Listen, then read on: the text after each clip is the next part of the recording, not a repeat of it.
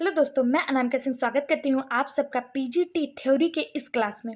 Friends, ये आपका अपना चैनल है, इसे ज़्यादा से ज़्यादा शेयर करें, लाइक करें और सब्सक्राइब करना तो बिल्कुल मत भूलें। ठीक है, आज जो हम पीजीटी का क्लास कर रहे हैं इसमें आज हमको टीथ पढ़ना है, लेकिन टीथ पढ़ने से पहले एक बार हमने जो अभी तक पढ़ा है उसको डिस्कशन कर लेंगे। जो बच्चे पहला क्लास नहीं देख पाए हैं उनको भी वो भी थोड़ा जान जाएंगे कि हमने क्या पढ़ा है, और जो बच्चे पढ़ चुके हैं उनका रिवाइज हो जाएगा। आज हम टीथ टॉपिक को स्टार्ट करने से पहले देख लेते हैं कि हमने इसके पहले के क्लास में क्या पढ़ा है। हम लोग ह्यूमन फिजियोलॉजी पढ़ रहे थे। ह्यूमन फिजियोलॉजी में हम लोगों ने देखा कि ह्यूमन फिजियोलॉजी जो होती है इसका ये जो ह्यूमन फिजियोलॉजी है इसके 7 चरण में ये कंप्लीट होता है। डाइजेशन, रिस्पायरेशन, सर्कुलेशन, एक्सक्रीशन और मस्कुलर सिस्टम, न्यूरल सिस्टम और एंडोक्राइन सिस्टम, 7 चरण में ये कंप्लीट होता है। इसमें हम लोगों ने सबसे पहले जो पढ़ा वो पढ़ा डाइजेशन के बारे में। डाइजेशन क्या होता है? तो डाइजेशन जो होता है वो डाइजेस्टिव सिस्टम ये 5 चरणों में कंप्लीट होता है। डाइजेस्टिव सिस्टम के 5 चरण कौन कौन से हैं? इंजेशन, डाइजेशन, एब्जॉर्प्शन, एसिमिलेशन, एक्जेशन, ये 5 चरणों में कंप्लीट हुआ। फिर हम लोगों ने देखा डाइजेशन क्या है। तो डाइजेशन वो प्रक्रिया है जिसमें कॉम्प्लेक्स फूड को सिंपल फूड में कन्वर्ट किया जाता है, ब्रेक डाउन किया जाता है कैटाबॉलिज्म और एनाबॉलिज्म प्रोसेस के माध्यम से, जिसमें अनेक प्रकार के लार ग्रंथियाँ और इंटेस्टाइनल ग्लैंड, गैस्ट्रिक ग्लैंड सब मिलकर जो है डाइजेस्टिव जूस सिक्रीट करते हैं, जिसके द्वारा ये कॉम्प्लेक्स फूड टूटकर सिंपल फूड में कन्वर्ट हो जाता है। इसी को डाइजेशन कहा जाता है। फिर हम लोगों ने देखा कि डाइजेशन की प्रक्रिया 2 स्टेप में हम पढ़ते हैं, एक एलिमेंट्री कैनाल और एक डाइजेस्टिव ग्लैंड। एलिमेंट्री कैनाल क्या होती है? एलिमेंट्री कैनाल माउथ से लेकर एनस तक फैली हुई होती है, और डाइजेस्टिव ग्लैंड जो होती है ये इसी जो हमारा फूड है जो माउथ में हम डालते हैं, जो हमने रोटी का टुकड़ा माउथ में डाला, इसको पचाने के लिए ये जो डाइजेस्टिव ग्लैंड होती हैं ये डाइजेस्टिव एंजाइम सिक्रीट करती रहती हैं, जिसके माध्यम से इस फूड का पाचन होता रहता है। तो हम लोगों ने अभी तक के वीडियो में ये सब कुछ पढ़ चुके हैं। अगर आप लोग को लग रहा है कि बहुत फास्ट है तो ये हम रिवाइज कर रहे हैं, क्योंकि इसके पहले हम लोग इसको बहुत अच्छे से और स्लो पढ़ चुके हैं। तो आप इसके पहले को वीडियो को जरूर देखिएगा। ठीक है, साथ ही साथ हम लोगों ने जो हमारा एलिमेंट्री कैनाल है उसका पहला पार्ट जो माउथ था उसको देखा। माउथ क्या है? माउथ हॉरिजेंटल ओपनिंग है और ये अपर लिप और लोअर लिप के बीच में होता है। फिर हम लोगों ने देखा कि हमारा जो जीभ है वो फ्रेनुलम से अटैच होता है। बक्कल कैविटी क्या होती है? बक्कल कैविटी 2 भागों में बटी होती है, बक्कल वेस्टिब्यूल और मेन ओरल कैविटी। ये सब कुछ हम लोग इसके पहले के वीडियो में डिस्कस कर चुके हैं। बक्कल कैविटी तक हमारा कंप्लीट हो गया था। आज जो हमें पढ़ना है वो हमें टीथ के बारे में पढ़ना है। ठीक है, आपको बता दें मुख और बक्कल कैविटी यहाँ पे आपका, यहाँ तक हम लोगों ने इसके पहले के वीडियो में देखा है। आज जो हम पढ़ेंगे वो हम पढ़ेंगे टीथ के बारे में। टीथ यानी कि दांत। पहले सबसे हम देखते हैं कि दांत की स्टडी को क्या कहा जाता है। स्टडी ऑफ टीथ क्या कहा जाता है? तो स्टडी ऑफ टीथ ओडोंटोलॉजी कहा जाता है। हिंदी में भी इसे ओडोंटोलॉजी ही कहते हैं। ओडोंटोलॉजी, स्टडी ऑफ टीथ को क्या कहा जाता है? ओडोंटोलॉजी कहा जाता है। ठीक है, ये एक लिविंग टिश्यू होता है, जीवित ऊतक होता है। ठीक है, जो हमारा दांत है ये एक जीवित ऊतक होता है। Secrete by odontoblast cell. यहाँ पे देखिए ओडोंटोब्लास्ट सेल होती हैं, ओडोंटोब्लास्ट कोशिकाएं होती हैं जिसके द्वारा इस टीथ का निर्माण होता है, इसीलिए इसे ओडोंटोलॉजी कहा जाता है। ठीक है, हमारे जो दांत होती है उसका ये एक डायग्राम है जिसको मैं आपको समझाने की कोशिश करूँगी। सबसे पहले देखिए, ये हमारा दांत हो गया। ये हमारे दांत की जो सबसे ऊपरी परत है जो आपको रेड रंग की दिखाई दे रही है, रेड कलर की दिखाई दे रही है, इसी को एनिमल कहा जाता है।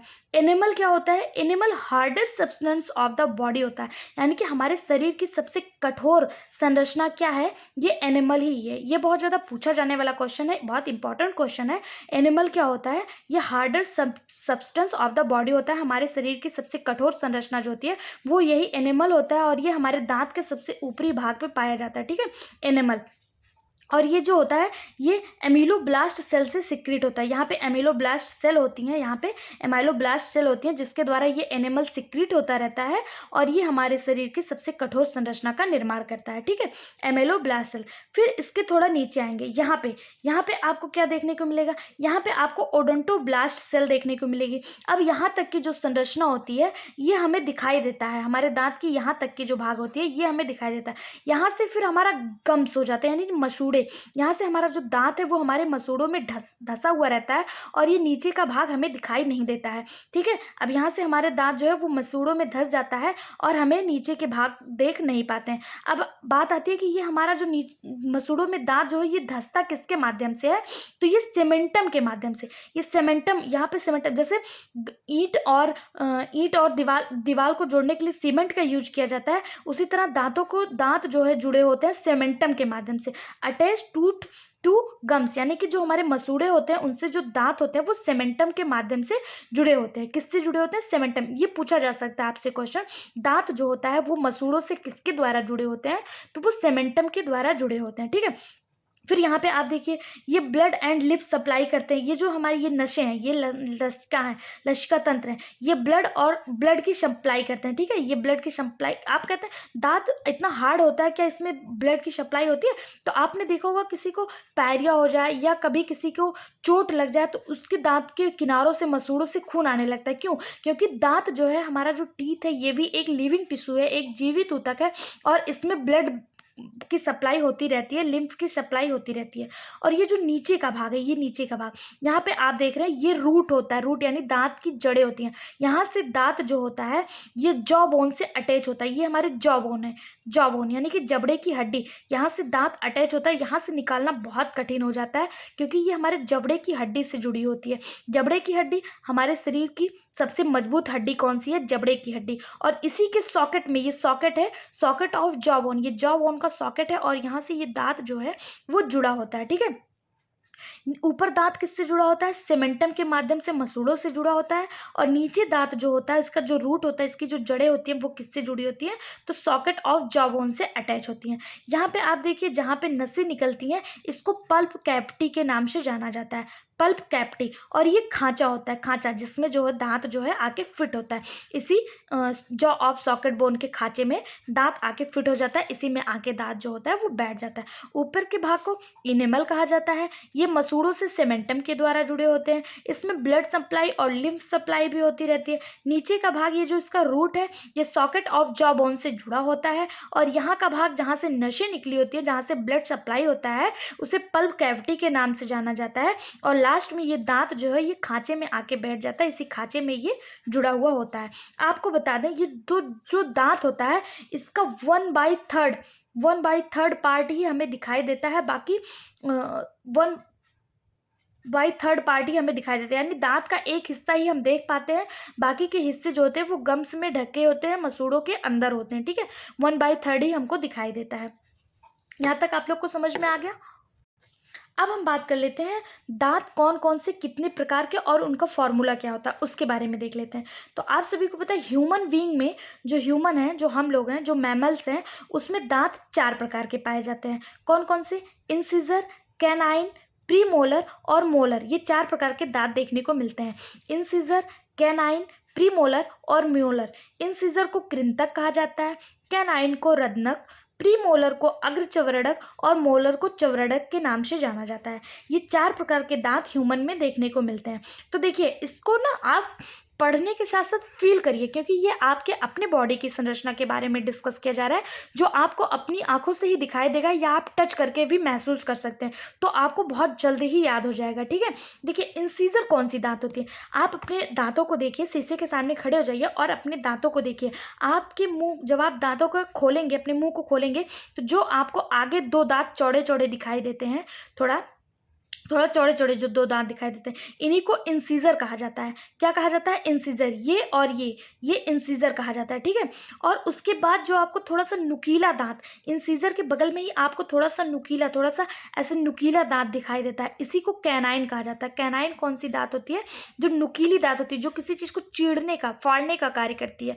इंसीजर क्या करता है? इंसीजर काटने का कार्य करता है। जब हम एप्पल को खाते हैं ना, एप्पल को हम अपने जिन दांतों से काटते हैं उन्हें इंसीजर कहा जाता है। इंसीजर किसे कहा जाता है? तो आप देखिए बहुत अच्छे से फील कर पाएंगे। आप एप्पल को, जब आपने एप्पल खाया होगा कभी, तो आपने एप्पल को अपने जिन दांतों से काटा है उन्हें इंसीजर कहा जाता है। और अगर आप देखें कैनाइन आप कैसे पहचानेंगे? तो आप कोई भी रैपर, कोई भी पॉलीथीन या कोई भी चीज़ को फाड़ने या चीरने का जब कार्य करते हैं तो उसे अपने जिन दांतों के माध्यम से उसे फाड़ते हैं या चीरते हैं उस दांत को ही कैनाइन कहा जाता है। ठीक है, कैनाइन के जस्ट बगल में आपके प्रीमोलर होते हैं, 2 होते हैं। ये एक साइड में 2, एक साइड में 2, ऊपर के 4 होते हैं, नीचे भी 4 ही होते हैं। ठीक है, अभी इसका फॉर्मूला बताते समय मैं आपको समझाऊंगी।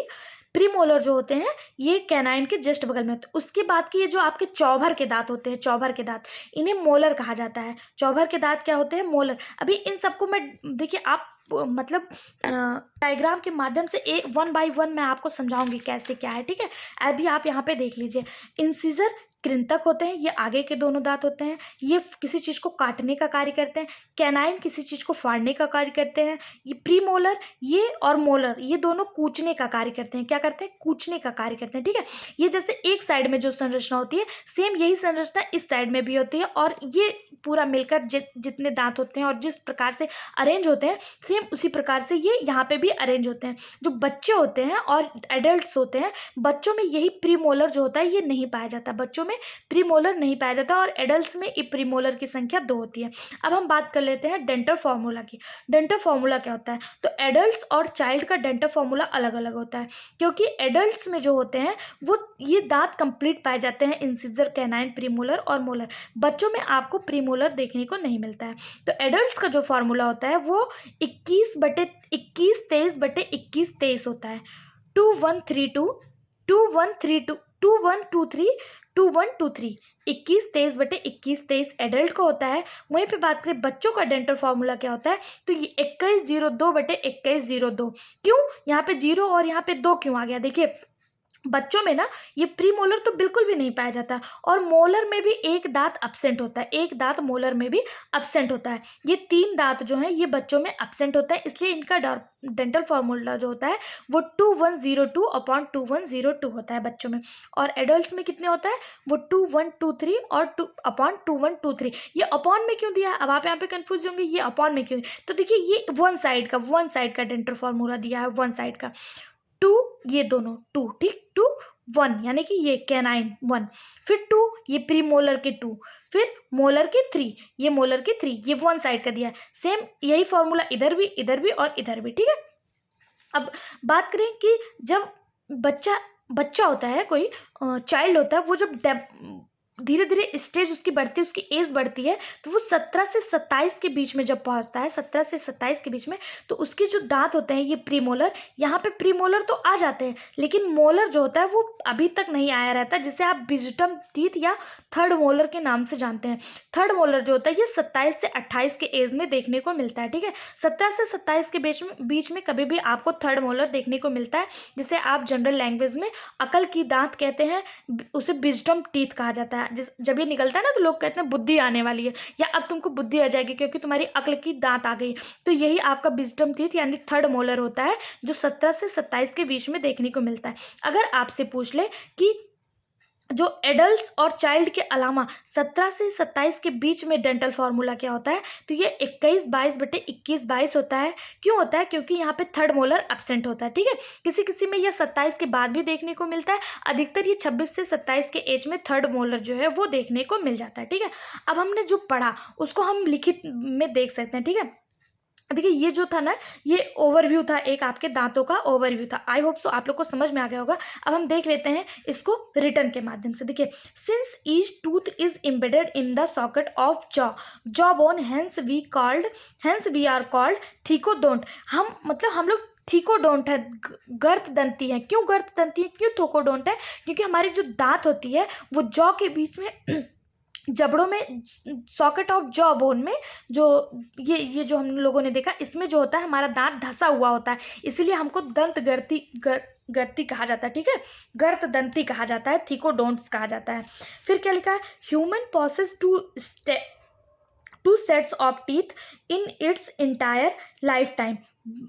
ह्यूमन जो होते हैं इसमें 2 सेट टीथ होते हैं। 2 सेट टीथ का क्या मतलब है? आपने देखा होगा कि बच्चों में जब दांत टूटते हैं ना तो कहा जाता है कोई बात नहीं, आपके दूध के दांत टूट गए हैं। तो ह्यूमन में ना 2 सेट में दांत निकलता है। 20 जो होते हैं, 20 जो होते हैं वो मिल्क टीथ होते हैं, यानी दूध के दांत होते हैं। ये 6 से 24 महीनों के बीच में आपको देखने को मिलता है। 6 to 24 मंथ में आपको एज में आपको 20 दांत जो होते हैं ये मिल्क के निकलते हैं। ये जब टूट जाते हैं ना तो ये दोबारा भी निकल जाते हैं। ये जब मिल्क के दांत, ये दूध के दांत जब टूटते हैं ये दोबारा निकलते हैं। क्योंकि मिल्क के दांत टूटकर दोबारा निकलते हैं इसीलिए ह्यूमन को डाईफायोडोंट भी कहा जाता है। डाईफायोडोंट भी कहा जाता है, द्विवार दंती भी कहा जाता है। क्यों कहा जाता है? क्योंकि ह्यूमन में ना 2 स्टेप में दांत निकलते हैं। एक मिल्क के दांत निकलते हैं और इसके बाद जब ये मिल्क का दांत टूट के दोबारा दांत निकलता है तब उसे परमानेंट टीथ कहा जाता है। और यह 24 महीनों के बाद देखने को मिलता है। इसकी संख्या 32 होती है। दूध के दांत की संख्या कितनी होती है? 20 होती है। और परमानेंट टीथ की संख्या कितनी होती है? 32 होती है। ठीक है, इतना आप लोगों को समझ में आया। अब हम देखते हैं कि human possesses 4 different types of teeth. Human के जो 4 प्रकार के डिफरेंट टीथ हैं वो क्या हैं और उनका कार्य क्या है, उनका शेप, उनकी आकृति कैसी है। तो सबसे पहले आप यहाँ पे देख रहे हैं, पहला जो है वो है इंसीजर। इंसीजर जो थोड़ा सा चौड़ा होता है, आप इसका शेप देख रहे हैं, ये चौड़ा चौड़ा थोड़ा सा चौड़ा आपको दिखाई दे रहा है, इसी को इंसीजर कहा जाता है। और ये काटने को कार्य, कोई किसी चीज़ को काटने का कार्य करता है। मैंने आपको बताया आप एप्पल को जिन दांतों से काटते हैं उन्हें ही इंसीजर कहा जाता है। उसके बाद आप देखेंगे कैनाइन। कैनाइन को क्या कहा जाता है? इसे टीयरिंग टीथ कहा जाता है। टीयरिंग टीथ मतलब फाड़ना, किसी चीज़ को फाड़ने या चीरने का कार्य कैनाइन के द्वारा किया जाता है और यह हल्का सा नुकीला शेप होता है। उसके बाद आता है प्रीमोलर। प्रीमोलर को चोइंग या ग्राइंडिंग कहा जाता है, यानी चबाना और पीसना। प्रीमोलर के द्वारा किसी चीज़ को चबाने और पीसने का कार्य किया जाता है। और मोलर के द्वारा भी चबाने और पीसने का चुइंग और ग्राइंडिंग कहा जाता है मोलर के द्वारा। जब आप च्युइंगम को चबाते हैं ना तो इसी प्रीमोलर और मोलर पे रख के ही च्युइंगम को चबाते हैं। लेकिन प्रीमोलर जो होता है ये थोड़ा सा ऊंचा, थोड़ा सा उभरा हुआ और थोड़ा सा छोटा होता है। और मोलर जो होता है ये थोड़ा सा चपटा और फैला हुआ होता है, हॉरिजॉन्टल होता है। ठीक है, मोलर जो होता है ये थोड़ा सा हॉरिजॉन्टल होता है और प्रीमोलर ये थोड़ा सा पतला और उभरा हुआ होता है। दोनों का कार्य क्या होता है? चबाने और पीसने का कार्य होता है। यही मोलर का जो थर्ड मोलर होता है जिसे आप विजडम टीथ कहते हैं, ये आपको 17 से 27 के बीच में, 17 से 27 के एज में देखने को मिलता है। ठीक है, थर्ड मोलर जिसे विजडम टीथ या अकल की दांत कही जाती है। इतना आप लोग को समझ में आ गया। एक बार हम रिवाइज कर लेते हैं फटाफट से। ठीक है, हम लोगों ने क्या पढ़ा? दांत के स्टडी को क्या कहा जाता है? ओडोंटोलॉजी। दांत के स्टडी को ओडोंटोलॉजी कहा जाता है। दांत जो होता है वो इसका जो सबसे ऊपरी भाग होता है इसे एनिमल कहा जाता है और यह सबसे कठोर भाग होता है। दांत का 1/3 भाग ही हमें दिखाई देता है, बाकी का जो भाग है वो मसूड़ों से ढके होते हैं, गम्स से ढके होते हैं।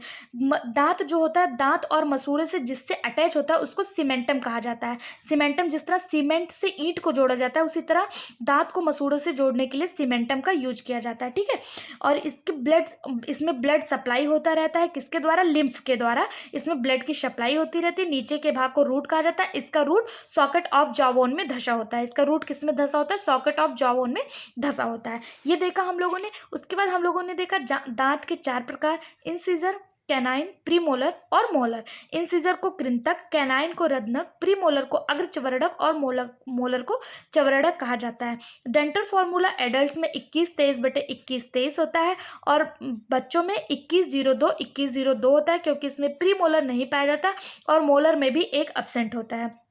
17 से 27 के बीच में आपको जो है ये 2 प्रीमोलर तो प्रेजेंट हो जाते हैं, लेकिन एक मोलर फिर भी एब्सेंट होता है, जिसे आप थर्ड मोलर कहते हैं या फिर विजडम टीथ के नाम से जानते हैं। या 17 साल से लेकर 27 साल के एज में देखने को मिलता है। तो इसलिए 17 से 27 के बीच का अगर आपको डेंटल फॉर्मूला पूछ ले तो आपको 21/21/22 टिक करके आना है। उसके बाद हम लोगों ने देखा कि ह्यूमन जो होते हैं वो थीकोडोंट्स होते हैं।